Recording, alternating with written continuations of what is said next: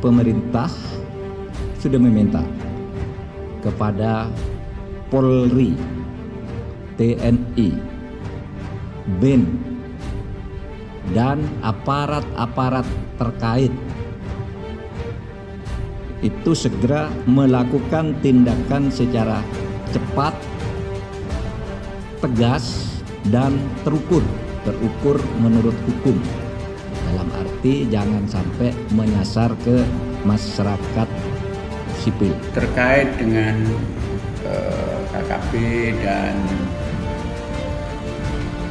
apa yang dilakukan kepada mereka sebagai kelompok teroris yang boleh melakukan operasi itu adalah negara, dan negara pun itu nantinya mendelegasikan kepada instansi yang diperbolehkan secara hukum yang itu sah.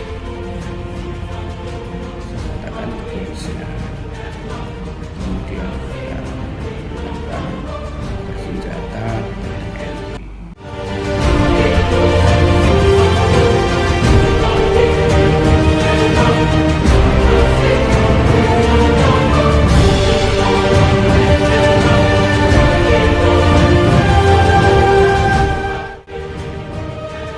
Terorisme itu adalah perilaku agresif yang ekstrim. Jadi kalau dari definisi kriminal, maka ini adalah extraordinary crime. Jadi sudah kejahatan yang di luar batas kemanusiaan. Intinya bahwa siapapun bisa jadi teroris. Pendeknya, terorisme itu perbuatan super jahat karena hobinya nyerang dengan kekerasan, menebar teror dan ancaman yang tujuannya bikin kita panik dan ketakutan. Alasannya pun macam-macam, mulai dari alasan politik yang ingin mendirikan negara baru, gak puas dengan keadaan sosial ekonominya, sampai alasan religius yang membela nama agama.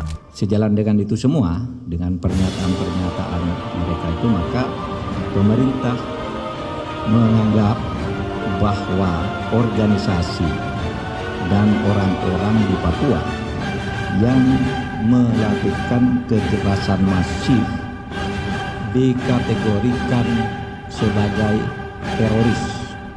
Kebijakan atau keputusan yang ditetapkan oleh pemerintah untuk memasukkan kelompok kriminal bersenjata atau KKB di Papua sebagai bagian dari terorisme, maka kita sebagai masyarakat tentu harus mendukung apa yang sudah dilakukan oleh pemerintah ini, karena memang apa yang dilakukan oleh kelompok kriminal bersenjata di Papua itu sudah melampaui batas-batas kemanusiaan. Mereka sudah melakukan pembunuhan terhadap masyarakat sipil, anak-anak, wanita secara brutal, tidak manusiawi. Teror seperti ini ya harus ditindak dengan tegas, harus diselesaikan, harus bisa dikatakan. Harapan MK tetap dijaga dan keamanan masyarakat, kestabilan keamanan tetap terjaga, Indonesia jaya dan sejahtera. Kalau melihat negeri sendiri, Indonesia punya sejarah yang bisa dibilang kelam. Dari tahun ke tahun ada saja aksi terorisme yang bikin bangsa Indonesia meneteskan air mata. Indeks terorisme global juga menempatkan Indonesia di posisi yang bisa dibilang mengkhawatirkan. Artinya bangsa ini masih punya masalah panjang yang harus diselesaikan. Harus dicermati, ini label bukan menggeneralisir seluruh masyarakat, tidak. Hanya yang organisasi yang sudah ditetapkan itu. Dan undang-undang ini bukan hanya merupakan penguatan dari aspek pencegahan dan penindakan saja, tapi juga meningkatkan aspek perlindungan kepada korban. Korban yang dari tindak pidana teroris ini akan dijamin negara. Maka, kejahatan terorisme harus dihentikan. Karena selain banyak nyawa telah berguguran dan tidak boleh ada lagi menjadi korban aksi terorisme, juga bikin dunia lemah, Warga jadi takut kemana-mana, turis asing ogah ke Indonesia, dan bahkan bikin rakyat nggak lagi percaya sama pemerintah yang sedang bekerja.